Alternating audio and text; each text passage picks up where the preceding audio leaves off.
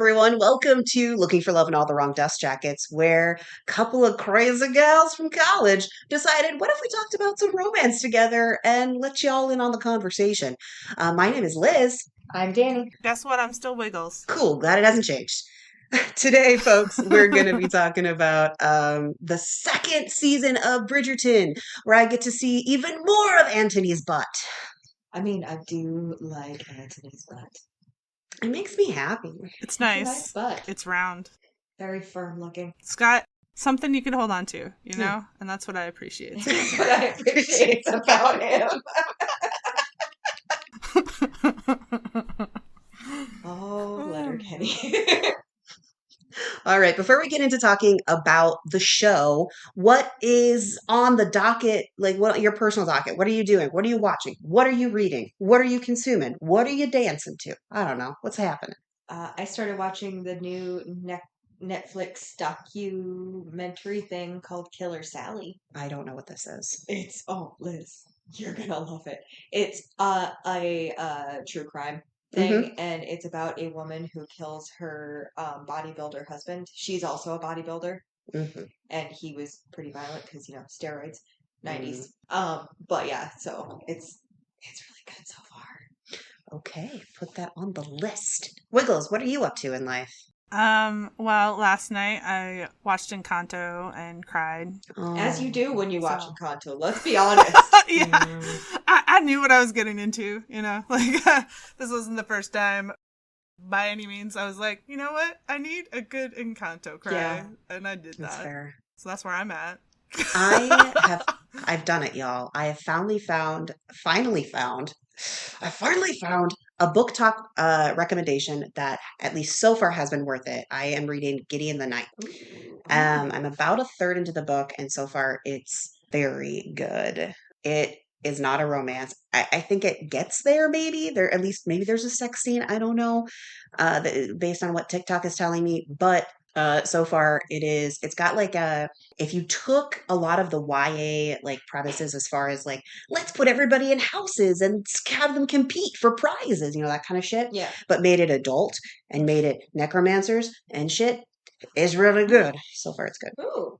Yeah. It's on Kindle Limited. Ooh, good to know. Mhm. Okay. Yep. I'd love to say I'd read that soon. But we know I know. And I just have to say this. I did finally finish Reminders of Him, the Colleen Hoover. And I don't want to offend anybody out there, but if all of her books are remotely similar to that, I am not a Colleen Hoover fan. Like, it's just... Based on what I've read, she's not my No, author. it's just like one note of depression until the very end, and there's like a happily ever after. Oh, no, I can't. And it's No. like the one I read, It Ends With Us, was the one I read. Because it was like everywhere. Everyone was like, oh, It Ends With Us. So good. And I was like, oh, okay, cool. Let me check it out. And like that one was one of the most toxic things I've ever seen. And it was like, oh, but it's happy at the end because she found a way to forgive him kind of thing. Like, it was, I don't want to give too much away, Yeah. right? But like, it was just a long slog of not being happy. And I was like, look, I get it, but that is not the bill of goods that I was sold. If you're telling me it's a romance, I'm expecting it to not be miserable the entire time. Yeah, and the Reminders of Him, or a reminder, whatever, was not a romance. Was there a romance plotline? Yes. And did that kind of help further on the main plotline? Yes. But that's not the main fucking thing we're here for. It's about a mother trying to get her daughter back. Which, I mean, is fine. Like, if that's the plot you want, but not me. Yeah, no. That's too sad. See, and this one, when I say it was like fucking toxic, I mean, from the very beginning, it's like a trauma bonded friends that want to be more than friends, but they're teenagers and they don't know what they're doing because that's what teenagers do, right? And then his abusive parents threw him out. Her abusive parents are just like fucking bad people, from what I remember. I can't remember what they did, but I know that they weren't great. It was like daddy issues kind of thing. And then like she meets somebody else, and because he love bombs her, she's like, oh my god, this must be it. Turns out the love bombing asshole is exactly that, an asshole. Oh. So you just like slog through that going, girl, no, stop. So it's toxic like Grey's Anatomy. No, don't insult Grey's Anatomy. I love Grey's Anatomy. I do. But there's a lot of fucking toxic relationships in Grey's Anatomy. The Yeah, biggest but one like, being Derek and Meredith. Come on. oh, they're They're terrible. terrible. They're terrible for each other. They're I can rant horrible. about that for days. Does that mean that I don't root for them? Oh No, no, I'm I totally fucked root up, for and I them, accept that about and I love myself. Grey's Anatomy, but toxic. There's so much toxicity in that show. Name one couple that isn't involved with Miranda Bailey that isn't toxic. I And even the one with Miranda Bailey is kind of toxic. You Nope. can't do it. You Can't can't at do it. all. Which is true. There aren't. I'm sorry. Like, love it. But also, Shonda, are you capable of writing a healthy one? Let's see that. Yeah, they're all. Because, like, bringing it back around to Bridgerton, none of these are great. Yeah, no. They all have questionable moments at best, you know? So it's like, I would love to see you just write a healthy relationship. just one. It's true. Should we get into Bridgerton? I think maybe. That's what we're here to do today, It hey? is indeed. So Bridgerton season 2. Massive improvement. Oh, yeah. significant improvement. Absolutely. I know that there wasn't as much, like, sexiness in this, but there was so much more steam. Oh, yeah. Like, They were enemies to lovers, Oh my and you God. know I love an enemies to lovers. Every moment, they was like, if I look at you long enough, we will eye Oh, fuck. yeah. Just immediately. There's the one moment where, like, Edwina, when they were telling them that, you know, you guys have to keep away from each other, you can't, you have to behave yourselves around each other, and they, like, stared at each other, and Edwina was like, were they always this obvious? How did I not see this? Yes, Yeah. Yes, they were. I will say that the second book is, as we've talked about previously, is a massive step up from the first book. But like the second season is also a massive step up from the first season, despite the fact that it takes like bits and pieces of the book and then just Yeah. rewrites the plot. Yeah. It's Um, massively like- rewritten. Yeah. And I think that maybe that's why I'm so mad about the first season, like, still having the essay Right. scene. Because I'm just like, you edited so much from this book. You telling me you couldn't have done that? Fuck off. Yeah, it could have been you an accident. actively made that choice. He didn't happen in time. It didn't you know. Right. but- I'm still mad about it. Salty. So is what I am. just to kick this off, let's do the elephant in the room right away. Biggest change is how Anthony and Kate end up getting married, and that biggest change revolves around how they changed Edwina. Let's just talk about it and get it out of the way. Absolutely. Yes. In the book, it's that they get married because they get caught with him sucking on her chest because he's trying to suck the bee venom out. Again, don't do that, people. It won't work. It won't work. Because he's It's not freaked how out. bees work. Mm-mm. It's not how bees work at all. But Also, on that note, just a PSA for the rest of that's not how snake venom or any venom works. If it's going to get in you and in your bloodstream, it's already it's in done. there. Don't It do ain't that. coming back out by you sucking on a wound. I also read recently that the whole jellyfish peeing on you thing is also a lie. Like that's entirely urban legend and does not help, and now you've got piss on you. Well, there you go, listeners. If you've learned nothing else from ever listening to us, don't pee on a jellyfish sting and don't try to suck out snake venom.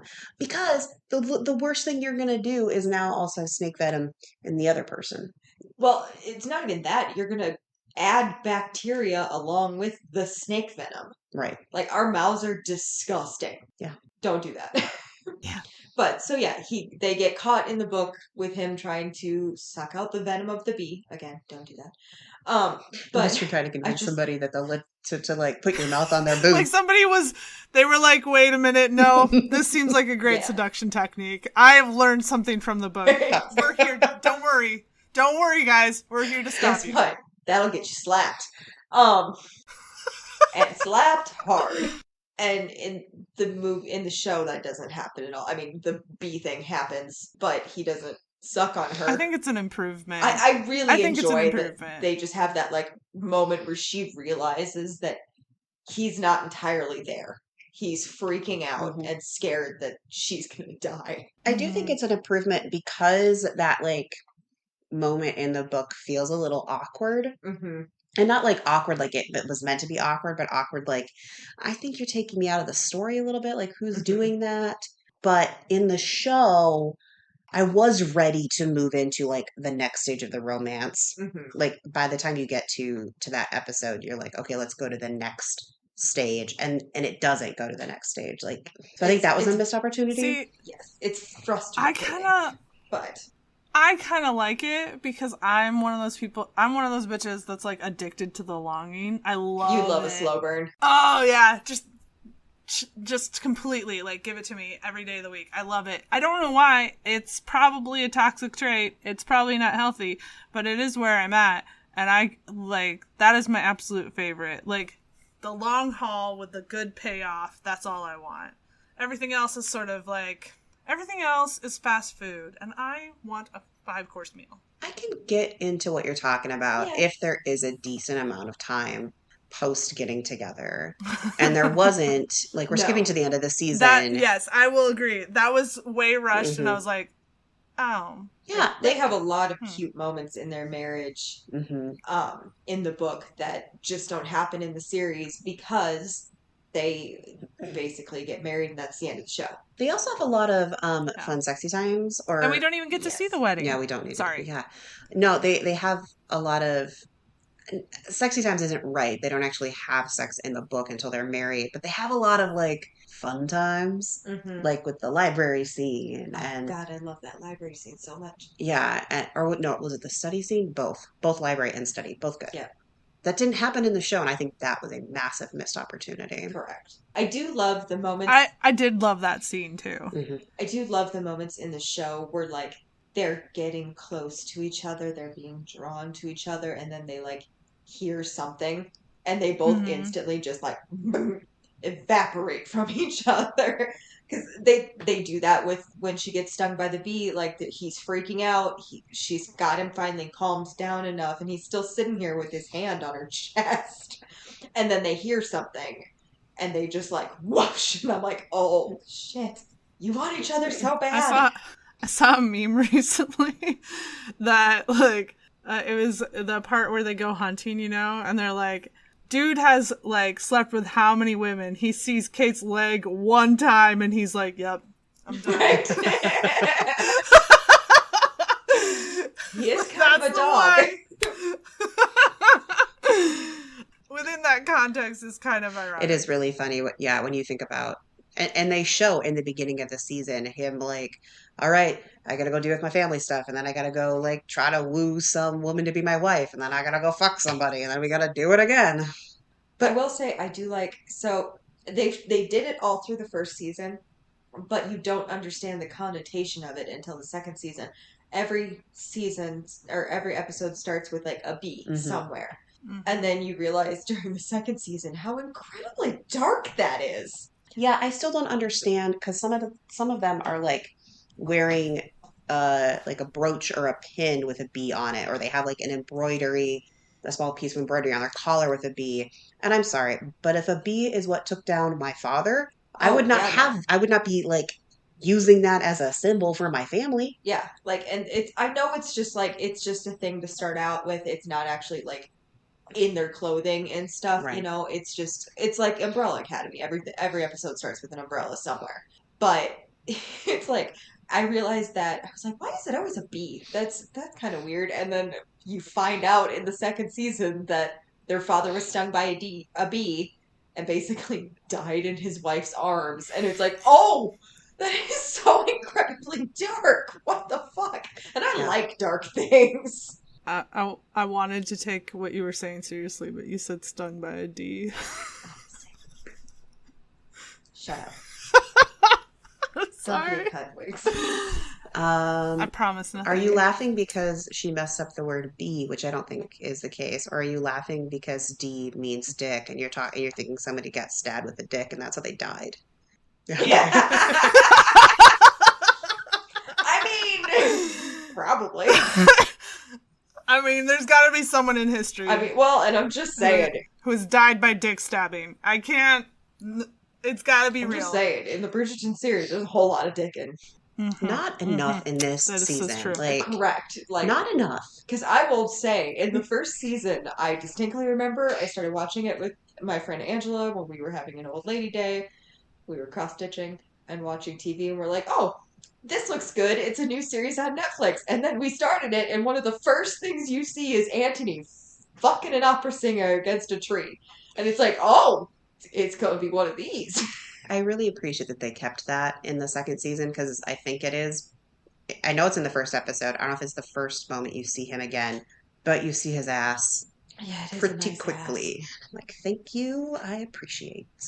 Let's also talk about the fact that, like, while everyone on that show is fucking Oh, they're hot, that gorgeous. was the hottest couple that they could have put Oh, together. yeah. Like, Anthony and Kate. what? Yes. Oh, Yes. yeah. They are so pretty Kate together. is- She's stunning. Like, they were like, oh, you know, she's just not as pretty as Edwina. My My ass. ass. She's not as No. pretty as Edwina.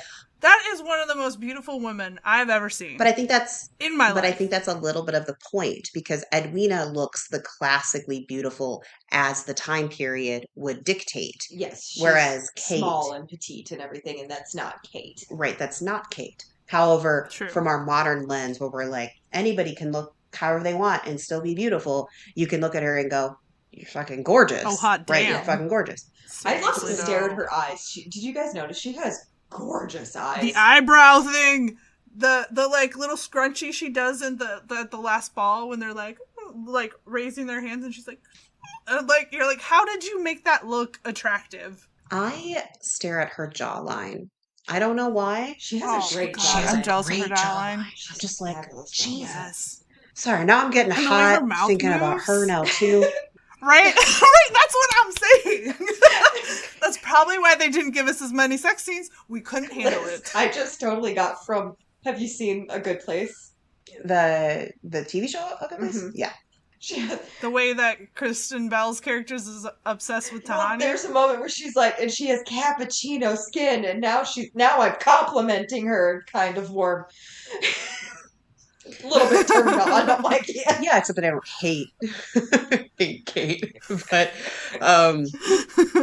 look, I appreciate a good looking person. Yes. But more than that, I appreciate a sassy person. And Oh, she's so sassy. I love it. Yes. She's sassy and in the best ways, and in a very intelligent way. Though Yes. I will say, because I wrote this in my notes, the one thing I didn't get is how she is always like trying to go toe to toe with Lady Danbury. And I'm like, if I was being sponsored, me and my family being sponsored by a very well to do, very well connected woman, the last thing I'm going to do is, upon meeting her, try to put her Be in a her bitch. place. Yeah. Yeah. Maybe I'm too Midwestern. No, I mean, well, that's Yes, we are.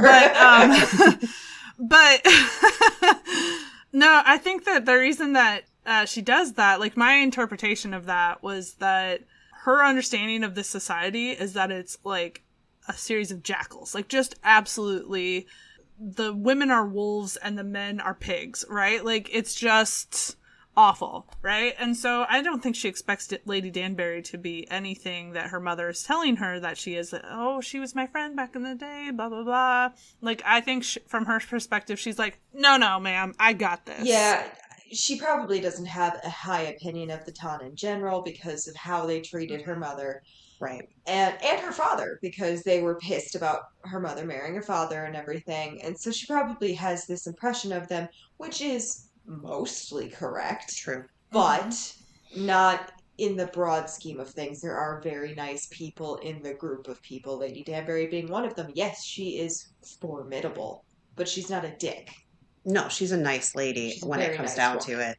It did lead to a really nice arc in their kind of like friendship forming. Yes. Yes, I like that Lady Danbury was like, okay, you want to be alone?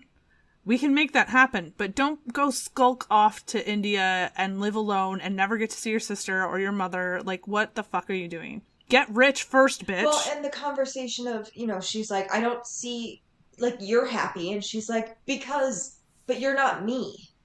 Right. I was married. Mm-hmm. I am a widow. I lived my life before all of this happened. Well, and not only lived my life, I made the choices that allowed me to be where I am. Yeah. And it's a little bit Mhm. of a, oh God, what is the word? Allegory? No, that's not right. Shit. Cut all this out until I come up with a cool word. Metaphor? Nah. Or no. That's not right either. No. Anyway, we'll start here. Anyway, it also really kind of like references or shows things that we can deal with in our real life as far as let's say you are somebody who is either well off, and I don't mean like rich, I just mean like living comfortably and maybe have made a lot of good choices to be able to have a job or something that you really enjoy. And having somebody who's like fresh out of high school or college go, I want to do what you're doing. Why can't I just do it? And you have to work up to it. Yeah. You know, You and have to earn the right to be that way. right. Not the right, but Which you have is to. ironic coming from them to be like, you have to earn it. Like, bitch, you didn't earn shit. But no, well, and I think too, like from Lady Danbury's perspective, she's like, you know, Mother Bridgerton, and that this like firm belief that true love does exist and that you should pursue it. And she's in direct conflict with what Kate thinks of that. She does like she wants it for her sister, but doesn't think it's something she can have. She just doesn't want Kate to rule that out as a possibility for herself. She's still very young. Like, yes, in that time period and everything, because in the show she's considerably older than she is in the book. Right. Yes. She is 26 in the show, which I know seems very young. It is a baby. But to us.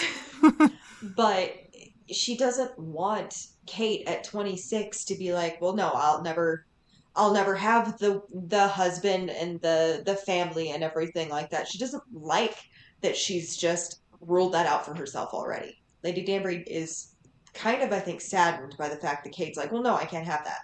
Especially when it's not even that Kate is like, I see what that is and I actively don't want it. Her approach is just, it's not an option for me. And Lady Danbury is trying to say it can be an option for you. It can be.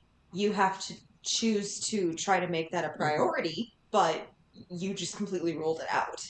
Right. And not because it's not something you want. Well, maybe back to...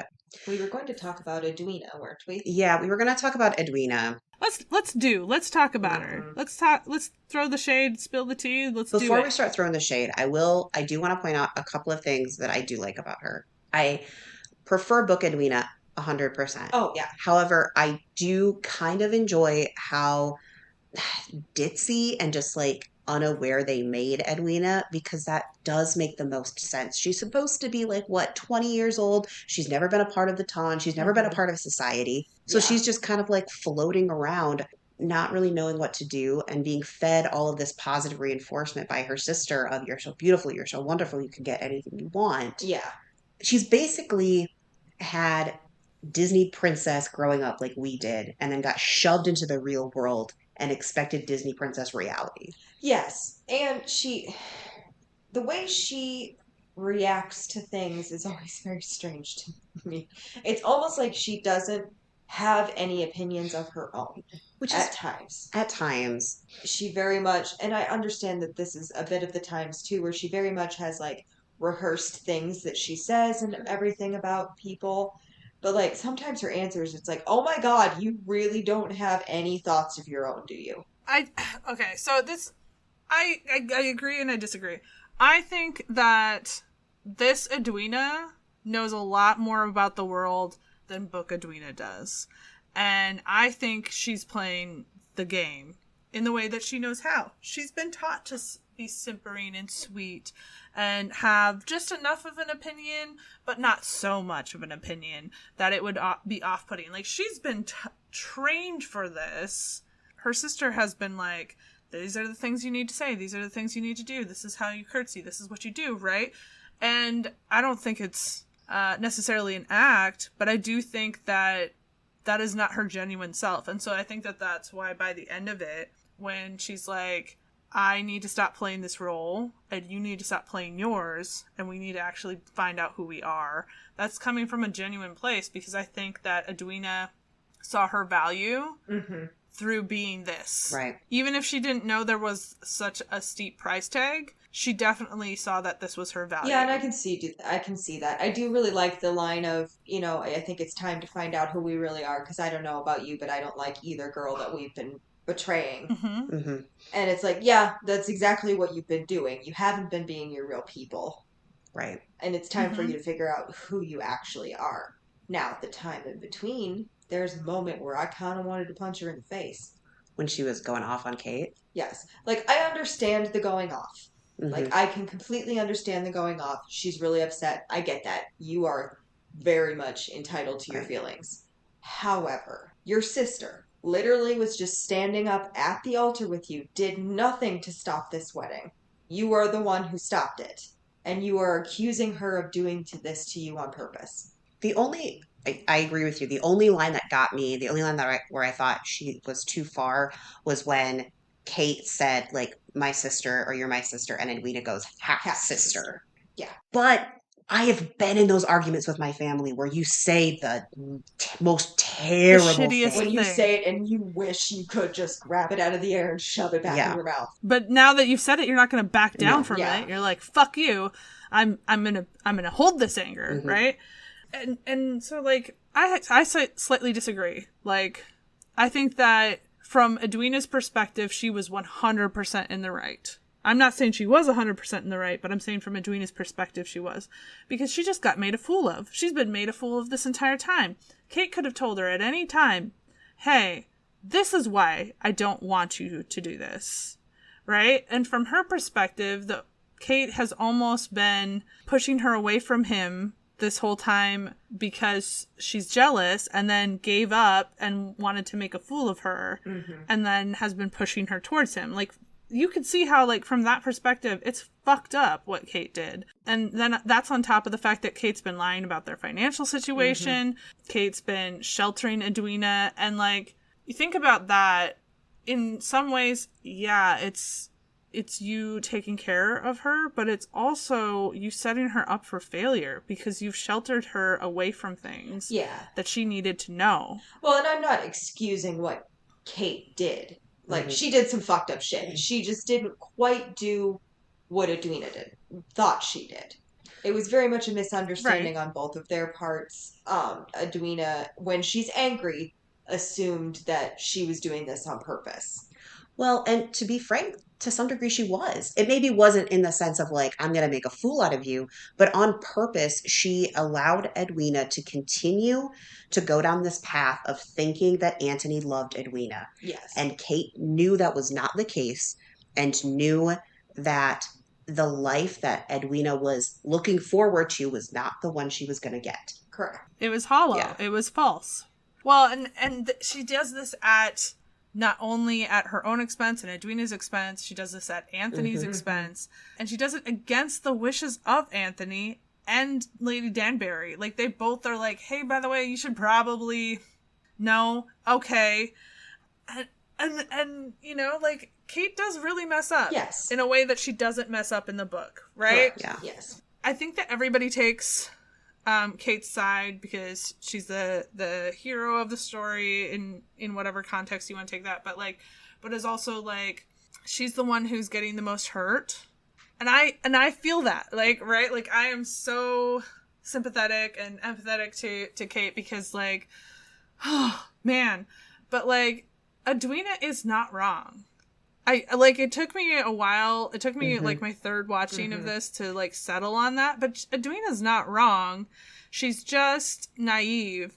And Kate kind of took advantage of that. And I think that as somebody who has been made the fool, it stings. Right? And so, you know, like, I don't like Edwina for a very different reason. But I don't think her reaction in this moment was wrong or unfair, because at no point did Kate try to make amends for the things that she actually did. She just said, I have a list of excuses.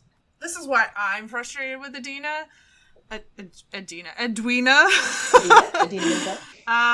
is why I'm frustrated with Edwina.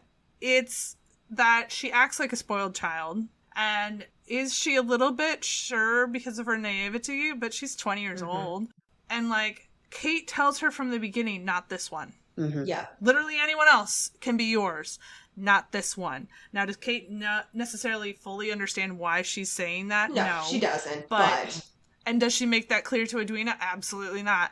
But she's telling you, literally, just not this one. There are plenty of great suitors who are interested in you, who want you, who think that you're the bee's knees. Just not this one. Instead of taking her advice, instead of hearing her out, she goes, yeah, but I like the challenge. And you're I like, will. fuck, I man. know it's so Yeah. frustrating, but once you start breaking it down, and Wiggles and I were both oldest, so I don't know what it's like to have an older sibling try to tell you something, but not like explain it to you. And so Danny, how often do you listen to your brother when he was like, "Don't do that"? Never. Exactly. Yeah, no. Adam couldn't tell me shit. I don't know why y'all do that, because 90% of the time Well, we we got your was back. right. You just fucking I listen. and maybe okay, so you both have younger sisters. Hmm. I am the younger sister, but he's a boy. And he's a bossy boy at that. Also, a very frustratingly logical and correct boy. Those are called eldest, and we are indeed correct. Yep. Shut up. 97% of the time. But I don't know. And maybe this is a younger sibling thing. Sometimes the more somebody tells me not to do something, the less I want to listen to them. Okay, but my point, getting back to Yeah. Edwina though, like she's absolutely acting like a spoiled brat, and she's also like making Kate feel guilty for not. Because you say, like, she doesn't explain. Yeah, she does at first. She's like, this guy, you're looking for a love match. He's not interested in He one. has a horrible Literally pick someone reputation. else. Well, and Kate Yeah, overhears him like, say he's not here for that. He just wants to find somebody that he can Yeah. like marry and right. be the head of his household. Marry and push out babies. Yeah. And I think the thing that makes it the most frustrating for me is that both Mary and Edwina, and it's like it's a little bit complicated, but they have come to rely on Kate. Whether Kate has forced herself into that position to make herself feel valued, or whether Mary and Edwina just didn't know how to take charge of anything and so have allowed her to do it, or it's where the two streams meet, right? But either way, Edwina is all for Kate sacrificing for her, Kate doing all of the extra things for her, making sure she's pampered and treated right and sweet, and making sure that Kate's in control of everything else. But as soon as Kate makes a request, don't do this thing. Fuck Yeah, she walks all over it. Well, I think it is a bit of a mirror image though to Eloise then, because Yeah. Eloise, and I love it when she finally confronts Thomas. Is that his name?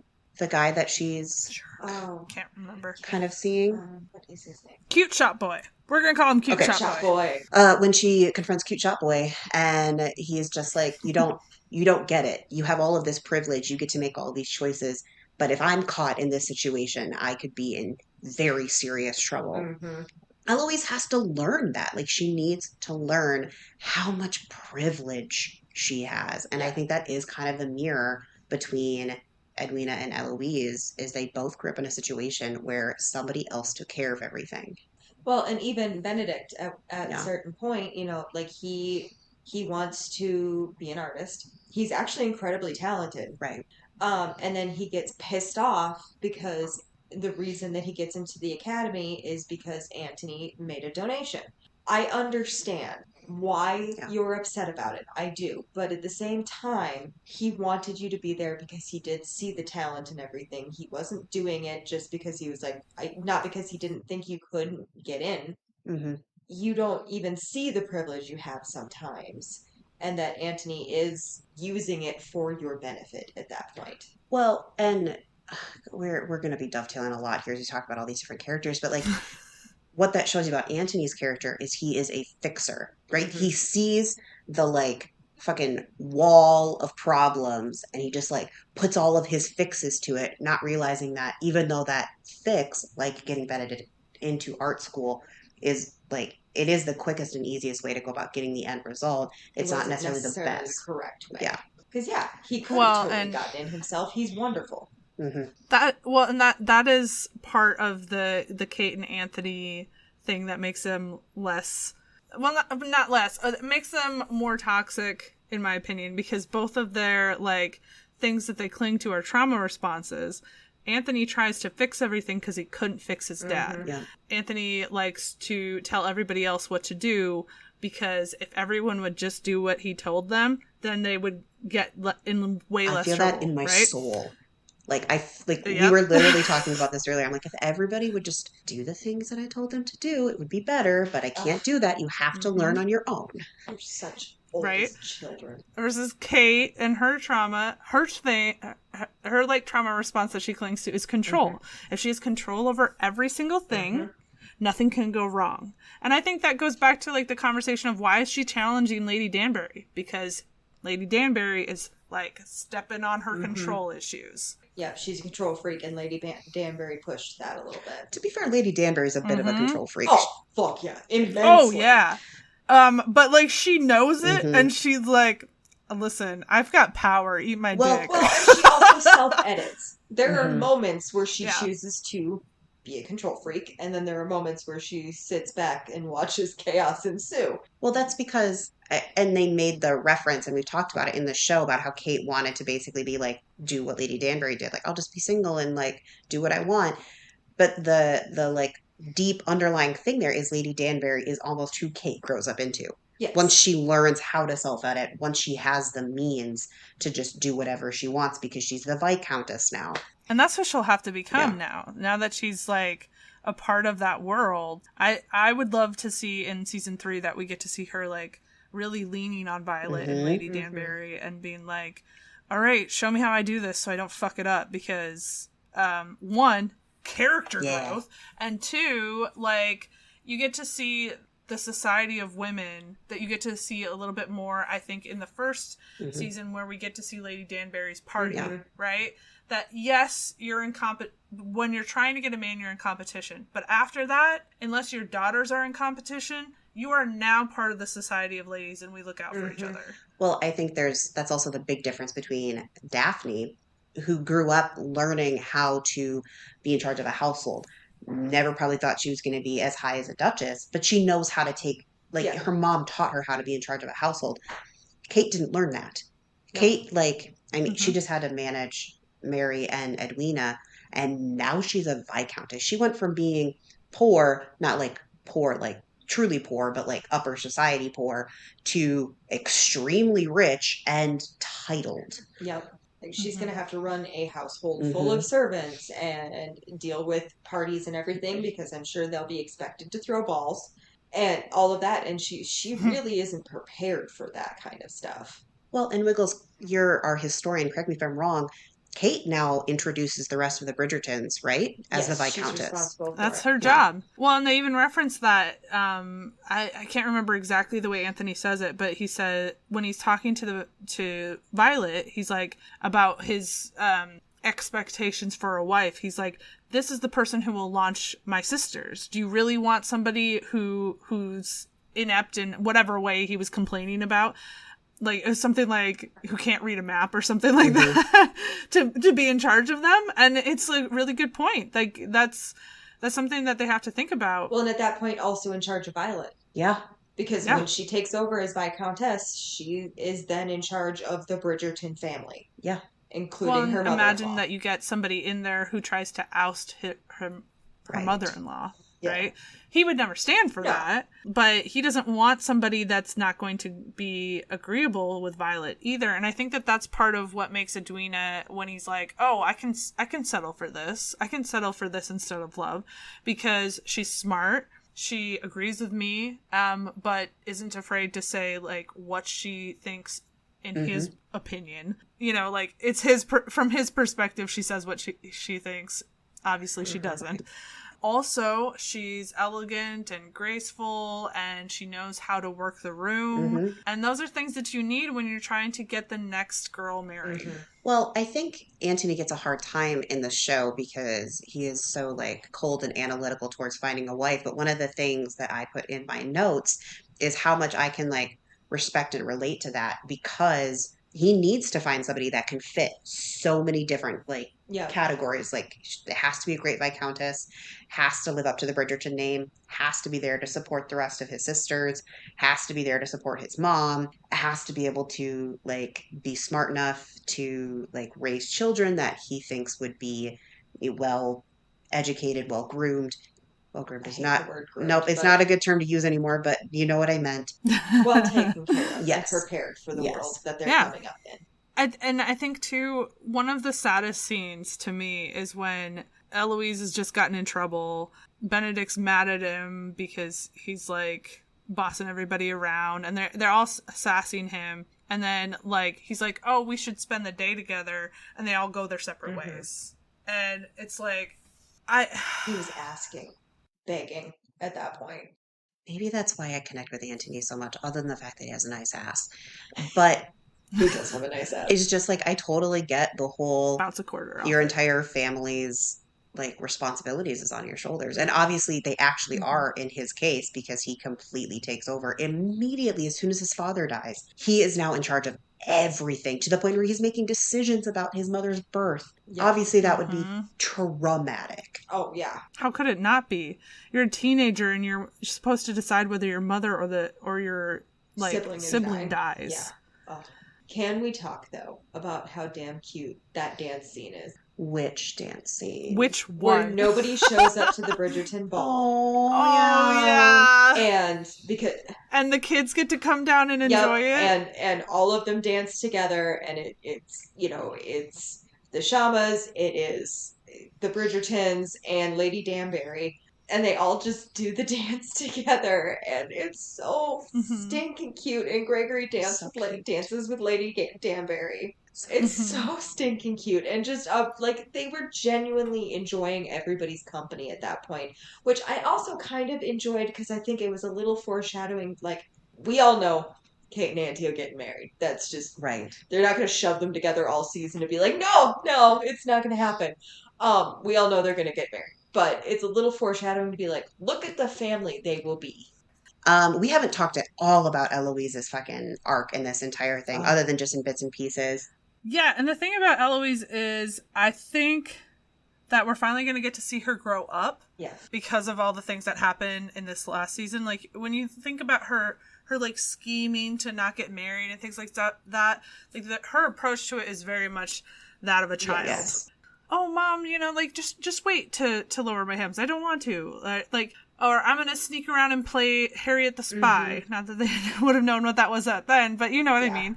I think from her perspective, by the end of the season, she's suddenly much more aware of the world. Yes, she's gotten a cruel lesson in the world on that one. She's gotten a couple of cruel lessons because there's a situation with Theo, but there's also the situation with Penelope, where she learns that Penelope is Lady Whistledown. And she learns that, and it is very dramatic, and obviously she's very like offended, especially after Penelope outed her in her Whistledown articles. But the thing that I think she really, really learns from Penelope is not everybody has your resources. Not everybody has the ability to just go around doing whatever they want and expecting their siblings to cover for them. Well, and the other thing I think she really learned from that situation is actions have consequences. Yeah. Doing all this freaking Harriet the Spy bullshit that she's been doing, trying to figure out who Lady Whistledown is and all this shit, had a consequence. But she attracted the eyes of the Queen. And the Queen was basically going to ruin her family if she didn't, admit to it and everything. And was the Queen wrong? Absolutely. But how can she prove that the Queen is wrong? Right. You need to understand that your actions have consequences, which they never did for her before. And she's old enough to know better, but too stubborn to acknowledge it. It's in the same way that, like, she is so mean, frankly, to Daphne, because Daphne accepts her role in society and understands the responsibility that's on her shoulders. And because of Daphne taking that responsibility seriously, Eloise gets a little bit more reprieve.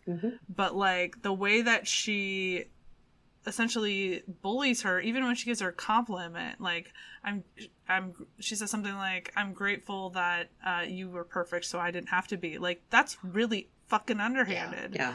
Because she has no concept of she's the opposite of Anthony is what she is. She has no concept of taking responsibility for her own actions, let alone someone else's. Well, and she also has no concept of, and I know we're shitting on Eloise a little bit right now, which is the opposite of our opinion of her. She is, at least Yeah, I she's a absolutely favorite. love her. But she does not understand the consequences of her actions. She doesn't understand certain things. Now, a lot of these are the fact that she's probably, what, 16? I Hmm. think they're older than that. I think they're the same age as Edwina. I She's think 20. that's She's 20. Okay. because they moved up the Yeah. age to everybody, so that it wasn't creepy when Daphne is. Well, actually, they made Daphne younger, which was weird, but everybody else they moved the age up. Yeah.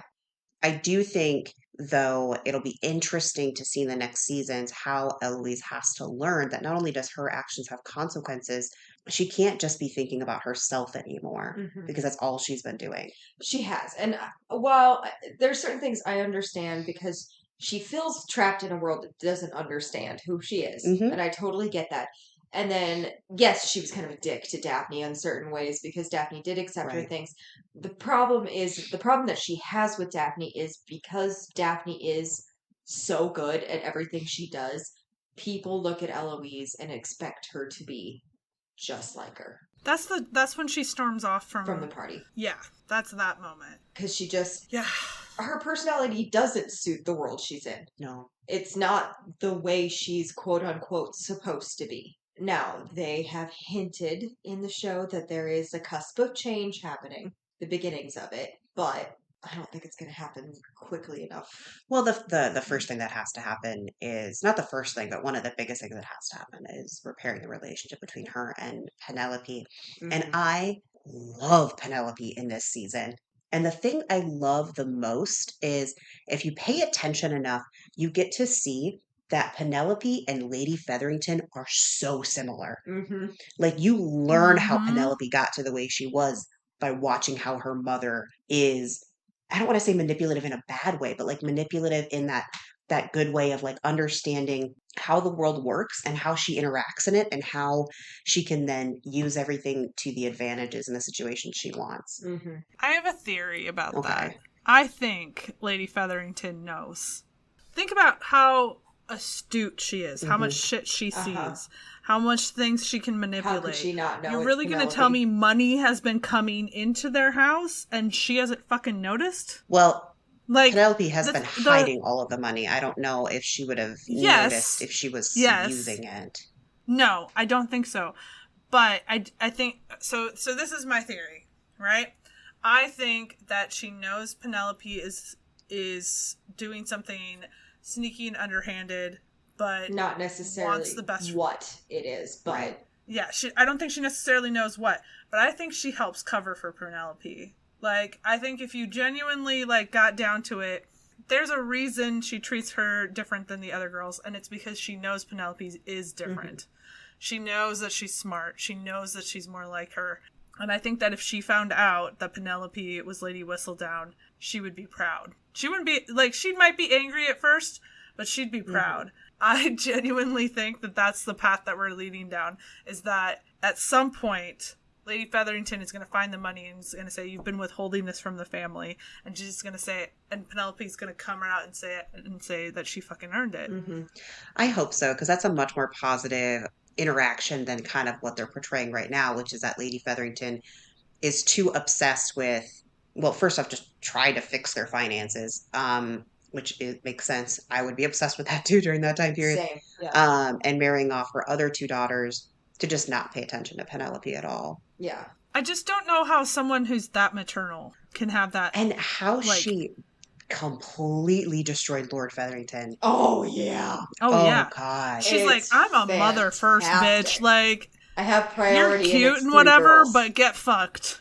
Well, and it's one of those things that like, and I said this about the first season that like they portray Lady Featherington as a villain almost Yeah. sometimes, and like they did that when she took Marina to like the poorer side of town and everything, and I kind of look at it from the eye of trying to think of it from the times then. Hmm. And like, yeah, she's not doing the nicest thing, but what she's doing is trying to point out the reality of the situation. Like, girl, She's the harsher version of Lady Danbury. Yes. Because she's seen the actual shit show that exists beyond the like facade, Yes. right? And I think that Lady Danbury, while well-meaning, doesn't fully understand that. I don't think she's ever had to experience poverty, not in the same way. I don't think she's afraid of it because to her it's a non-issue. Yes. And never will be. Well, and Lady Featherington had the opposite of what we were talking about earlier, where Antony just kind of needed to let people figure some shit out on their own. She could not let Marina figure that out on her No, own because there is absolutely no not. coming back from No. it. You need to learn, and you need to learn quick. By the way, I love Marina's involvement in this. Oh my gosh, I wrote that down, and I think it is also so. This whole show, I think, this whole season is about coming to a lot of realities, and Colin had to come to a reality by going to see Marina and understanding that the world isn't all sunshine and roses either. Yep. And sometimes you have to make choices that aren't the best. Like they're the best for you, but they may not seem the most fun. I think he had to see that in her. Well, and she points out, and by the way, this makes me go, oh, does Marina know? Oh, she did know. Yes. Oh, what did she know that? That Penelope was in love with Colin? She had guessed it. She found out at the end of the first Penelope season. had never admitted it, but she'd guessed it. And No. was kinda Not cruel that she's in about love it. with Colin. That I think she's realized that Penelope is Lady Whistledown. You think You so? do? I think so because she knows that she's in love with Colin, but the biggest reason that they ended up splitting things is because Penelope wrote it in Lady Whistledown. Oh, yeah. And there is only a very few people that actually knew that Marina was pregnant. And Eloise did say that at the end of the show was you were one of the few people that knew about the situation. Yep. Well, and when you think about it, Penelope didn't have a guilty conscience. She would have gone to go see Marina, but it's implied that she has not seen her since she left. Well, and just the look on her face when she says to Colin that Penelope is one of the most loyal people you have in your life and that she would do anything for you. I was like, oh shit, she knows. I really think she knows. That she knows that Penelope chose Colin over her in that situation. Yep, and I think she knows that she's Lady Whistledown, but she's choosing not to say anything because she also, I think Marina felt guilty about what they were trying to do. You know, she's found a not necessarily loving life, not necessarily super happy life, but she's contented. She has her kids. Yeah. You know, she's taken care of. Yep, she's very well taken care of. She doesn't necessarily love her husband, but she doesn't dislike him. He's a good nice father. enough. He's a good father, you know. She's annoyed by his hobby, but that's who isn't annoyed by some hobbies of their spouses. I just want to point this out, but I'm pretty certain, especially from what I've seen on TikTok and stuff, he is who Eloise ends up with, Sir Philip. I think so.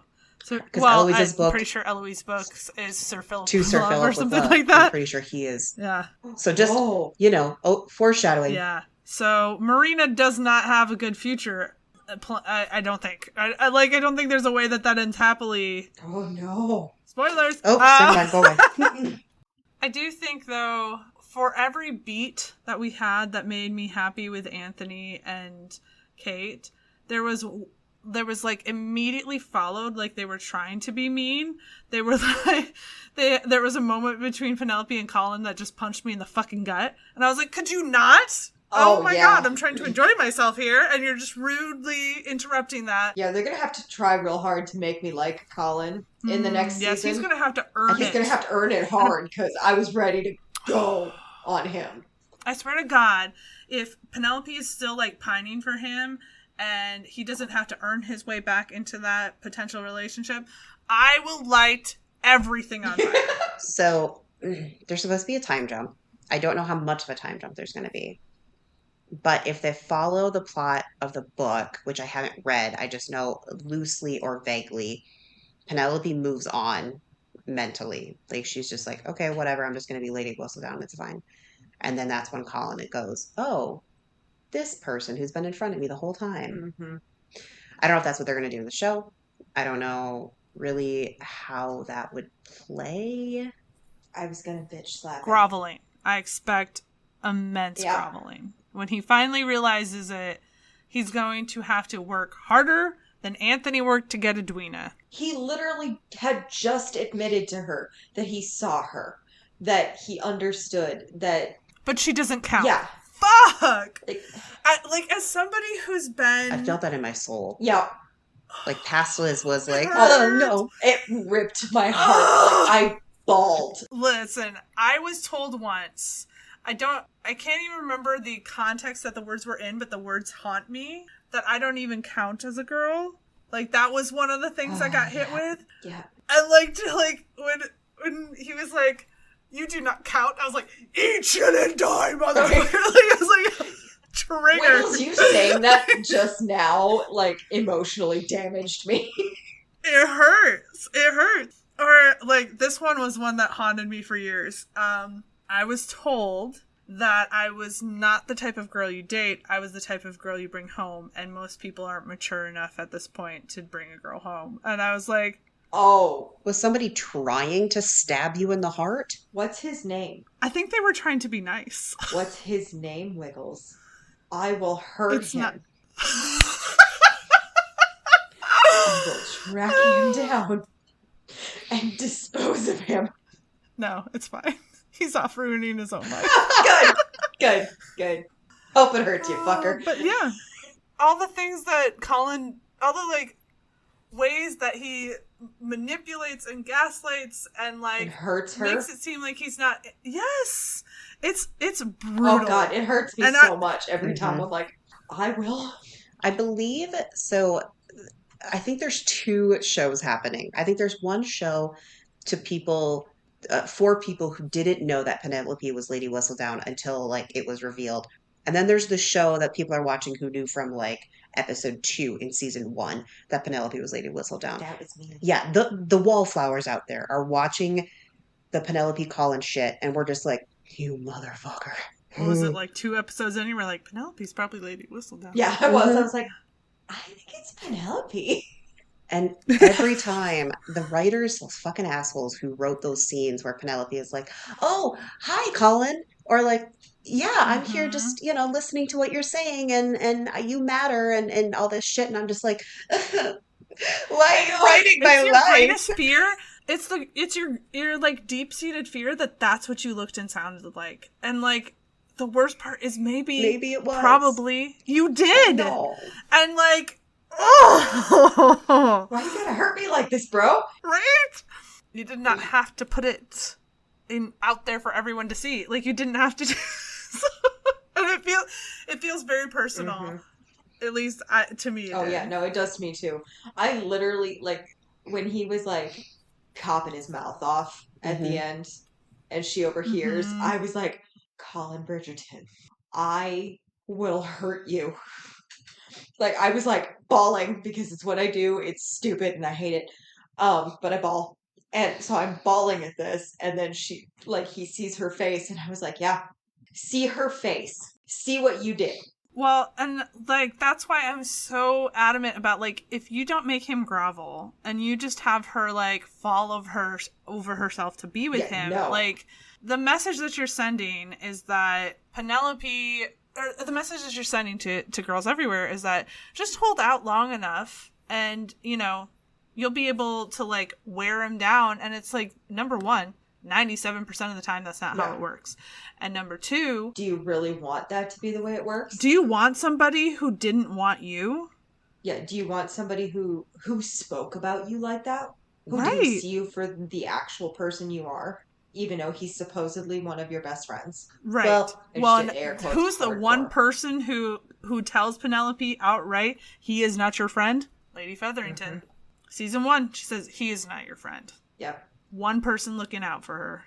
I mean, I would love for us to get back to Kate and Anthony because I feel like Yeah, we've been talked talking about about it, but we people haven't a lot. talked about it. We've talked about a lot. So I would also like to point out that just purely looking at how long we've been recording, we need to wrap it up in general. Yes. Sure. But Sure. However, I have more to say. however, I'm obsessed with Kate and Anthony in this television show. I do love them. Oh god. They're so good. Their sexual tension is like so high red alert. But one part, and this is the part that's like taking the internet by storm, right? Is the part where he's corners her. This is after he's committed, like, okay, I'm gonna marry Edwina, we're gonna have this dinner, it goes completely awry, right? And that's when all the, like, knowledge of Kate's, like, underhanded bullshit has come through. Is this when they fuck in the gazebo? And no. Before they fuck in the gazebo. That's a good scene. I like that scene. Before the wedding. I couldn't remember where that fell. I'm sorry. Did you know that the first time that they really, like, made out and kissed in the book after they were, like, forced to be engaged was also in a gazebo? Just tying that together. That's true. Thank you. You're welcome. But no, that is not the scene I'm talking about. The scene I'm talking about is where Kate goes to confront Anthony and say, no, wait, please still marry Edwina. Like, don't let my fuck up be the reason you don't do this. Like, don't embarrass her this way. And he's like, it's impossible. And she's like, you know, there's a whole bit where she's like, I'm going back to India. And he's like, it's not far enough. And, like, loses his mind. Yeah. And then you get this gem of a line that was in the book, by the way, which is that you are the bane of my existence and the object of all my desires. And, like, even just thinking about it, I'm like, whew. I got the vapors. Yes. And I think, personally, it's a testament to that actor because, like, in the book, I was like, that's a good line. In the show, I was like, oh, hot damn. Like, whoa, sir. Am I pregnant? Like, what just happened here? My ovaries. As my dad would say, cool your ovaries. Oh Every time there's an attractive guy on the TV, my mom and I will be like, ooh, and he's like, cool your ovaries. I don't know. I don't know why y'all are saying that sexual attraction happens in my ovaries. My ovaries don't move. They're on lockdown. It's further south than that where that stuff starts. Yeah. Oh no. We're not birds and the bees in it today. No. We're 35. Well, most of us are 35 years old. We ain't talking about that. I'm 32. Hey, I'm 34. Yeah. Thank you for that. Because you're babies. So, yeah, anyway, getting back to that. Here's the thing. I'm probably in the minority here, but to me, that was the sexiest scene in the entire show. I would have jumped him. Well, okay. Yeah, like, sure. No, it wasn't the sexiest scene at all. The sexiest scene is when they fall in the mud. And it's not because it's sexy, it's because it's the first time in the entire show when they actually stop hating each other for just a second. Yeah, they mutually, like, it's the first time that they actually are just being themselves in just a little bit of a way where they fall in the goddamn mud and she, like, my favorite is they get up and they go to get out and she goes, help, just pull it up. I'm trying. It's just her little help that cracks me up every time. And the scene isn't sexy. The whole entire Pall Mall thing, though, like from start to finish, yeah. I felt very called out. I felt attacked. You did not need to put me on blast like that, because that is exactly how my dumbass fucking behaves. Yeah, you are. Oh, it's a challenge irrationally now? competitive over the dumbest stuff. Competitive. And the thing is, like, in moments where, like, everybody else is competitive, I'm like, I don't know. No. Whatever. But, like, when you challenge me, now we're going. And what I meant by it was the sexiest scene is not the sexiest scene. The sexiest scene could vary. The actual sex scene is fabulous. Mm-hmm. But it's just like, I'm a big old softie for the cute moments. I love the little cute stuff. Well, like, when she, like, hits the ball and, like, after they've kind of called a truce a little bit on their whole situation, and then she's like, but I will never submit to you on the gaming field or whatever, and she hits the ball. Like, it's the cutest thing, and then he sees where it landed. Yeah.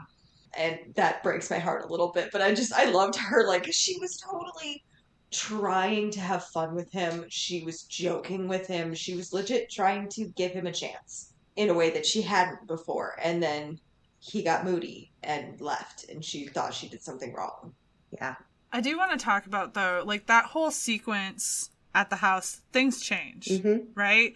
I think leading up to that, even in Kate's, like, not just in Kate's mind, I should say, but like also like in her, like, her feelings and stuff like that, the only thing she feels for him is attraction before going to the house. Like, she, you know, like, and so from her perspective, like, she's irritated. She does not want him to be with Edwina, but like, whatever. He's just another smug asshole in her perspective, right?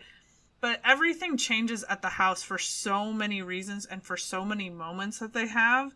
And I think that one of the complaints that I've seen online a lot is that, why didn't Kate say something then? Why didn't, like, Kate had all these opportunities to say, no, pick me. And that entire, like, arc of them being at that house was cruel. Like, Anthony was fucking cruel, because he would be like, all up in her business when they go hunting, and then the Pall Mall thing where they like try to be friends, right?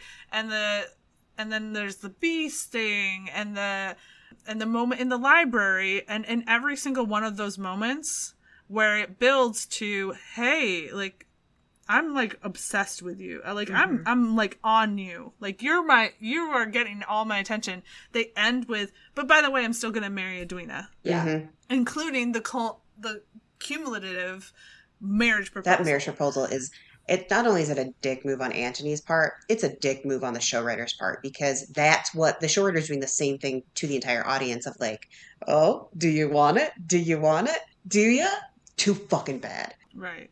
And that like, if you're looking for the source of Kate's like inferiority complex to her sister, you need to look no further than the fact that Edwina, who has done nothing but exist, has the Viscount's attention and gets the proposal and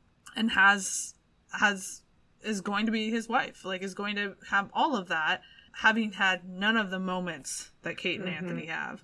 And so how like unappealing must you be that not only does he like not want you, but he would rather be with your sister, who he has no connection with.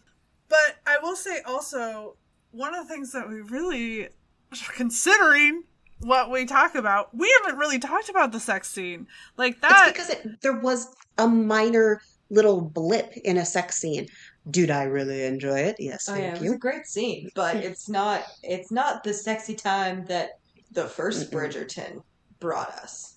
Well, that was an extension. That was multiple. That was an entire episode of sex. Oh, yeah, just them fucking all over Clifton. That was 15 minutes of fucking straight. And I was just like, uh-huh? Really? Okay. They really set a standard they could not live up to. Oh, they could have lived up to it. They just didn't. They could have. It was just, that would have been a lot of smut. I was just like, what just happened? But no, I do think, though, it's kind of funny because, like, you think about that scene, you think about the sex and, like, whatever. But they had one of the most meaningful moments as, like, this little tiny nugget right before that happens, where Anthony says, what would happen if we, like, they're basically like, what if we just did this? Just did something for ourselves. Yeah. And, like, that's why I say, like, this couple is fully on the trauma bond train. Like, can we, for once, do like, with what we think is best for us, as opposed to the rest of our families? Right. Can we, like, I know we can't, and I know we shouldn't, but can we just have something that's ours and not whatever our fucking family needs or wants for once? I do think maybe that's why I love this so much more this season in this couple, is I do think there are so many nuances of where they fit. And yes, there's the trauma bond, but there's also the, like, we had a lot of similarities in our family situations, a lot of similarities in how we take responsibility and ownership of things, even if maybe we don't have to the extent that we do.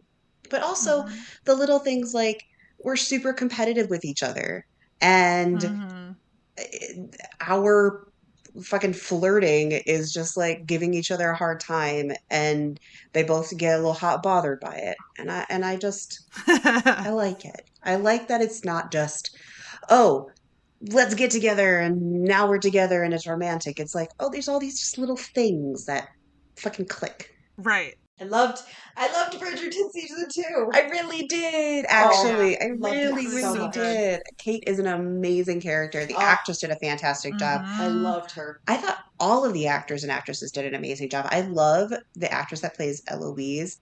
The faces she makes are just primo. Yes. But with that in mind, what would your rating be for the show? How many stars you given? If it's just episode, or if it's just season 2? Yes, just season 5. 2. I give it a 4. I'm like a 4.5. Like, I think there's just like a little couple of nuggets that maybe could have got it to a 5 for me. Like more sex. I mean, is there room for More improvement? sexy time. Very More much. sexy times. But yeah, if let's go back and some. This is one of the other things I've seen other people saying is that, like, Kate and Anthony didn't go anywhere. You can still give us the sexy times we wanted. I expect that. If there is not like at least one sex scene, like it doesn't even have to be like a full blown one. It could just be like oh hi. I'm gonna be upset. I think that is actually the one thing that would push it to a 5 for me is if there was one more episode at the end and it was almost like an epilogue episode for Kate and Auntie. The other characters could still have like conflict resolution and shit like that, but to have one episode where it was them truly like falling into that honeymoon phase and not just skipping from we had sex to we're now married. Yes, and now we're Well, playing not that the Pall Mall with writers the- would ever listen. Yeah. Yes. Not that the writers would ever listen to this, but if it were to happen, wink, wink, nudge, nudge, I feel like a great way to bring Colin back from whatever venture he's been on is to have him walk in on Kate. That would be hilarious. That shit would be funny. We get our sexy time like you showed us sexy time, and then like Colin comes home and he's like, "Hey, brother! Oh my god!" Well, and we know that Anthony likes to fuck against a tree, so I mean, it is true. I will say, Anthony likes public fucking. Yes. What is that? there's so many like cutesy things in their honeymoon phase that it would be nice to like see some of that, like the stuff tea like scene. the tea scene. The tea scene would be cute. Oh. Like him. See, and that is the perfect way to get that to happen. Oh yeah, if you walked in. It started with the tea. He like yanked her across the room. Yes. And when they were just in the sitting room. Spice level. What is the spice level of the show for you? 3. Well, certainly doesn't live up to like the first season, but also the non-sex scenes are so much hotter than the first season. I think I agree with 3. Yeah. 3.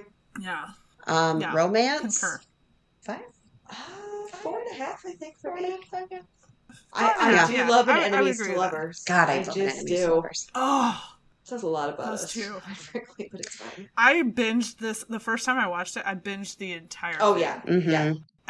And not in a healthy way. Mm-mm. Not like, oh, I just like, I'm gonna spend my day watching this. No, I started at like 9 and just was up until it was done. I was like, no, this is what I do now. Sleep This needs is to my sleep.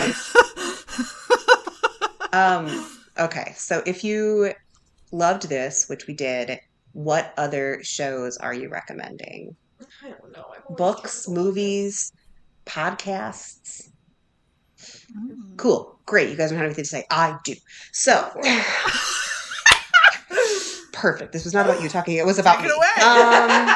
The hair flip on that one. Okay, so I'm about 4 episodes in. I found this show that I'm in love with called Gentleman Jack on HBO. And it is set in 1800s. So it's like a later time period, but still technically historic. Or historic fiction. And it's about a woman. She's in her 40s, but she lives kind of like she is the head of her house. Like she owns the house. It was left to her by her uncle, even though her father is still alive. She manages all the finances and everything. And she's like, she dresses not necessarily like feminine, but not 100% masculine either. Like she still wears a dress, but it's always black, and she wears a top hat. And like she falls in love. Well, She doesn't think she's falling in love, but she is falling in love with another woman. And it's a beautiful story. And it starts a little slow. And at first you're like, do I like this main character? And then you get to episode 4 and you're like, oh my God, I love you. So watch it. The reason I'm suggesting it though is because it is the like woman in a man's world, you know, kind of like what Eloise is doing and even what Penn is doing of being like, no, I'm gonna dig a coal, I'm like, gonna blaze my own trail. yeah, she like even opens up coal mines on her land and like has to go like talk to her tenants. And it doesn't sound interesting, but it is. So watch that show. Also, the reason I found it is because there's a gal on YouTube that I watch who talks about historical dress and she ranks like shows and movies on Ugh. how good they're doing, including hair and makeup. And she's like, this show is the tops. Like you can even see hand stitching and like the hair is Ooh. accurate to the time period, even though it looks dumb. These are that time period's hair was dumb, but it's still accurate. Why didn't you fucking leave with this? Sorry. Jesus. Okay, I'm done. That was Liz Talks time. I appreciate it. I'm gonna have to watch that now. God damn it. Yes. I will just say, What was the name of that again? Gentleman Jack. It's on HBO. Gentleman. I will say, first episode, you're kind of like, this is slow moving, but it picks up, and then it's just great. Yeah. All right. Well, thanks everybody to listening to us do the thing, and I hope that you'll come listen to us do more things in the future. Please follow us on all the socials at Wrong Dust Jackets or just Wrong Jackets. And you can also go to our website at wrongdustjackets.com. Thank you so much. My name's Liz. I'm Danny. Wiggles. Bye now.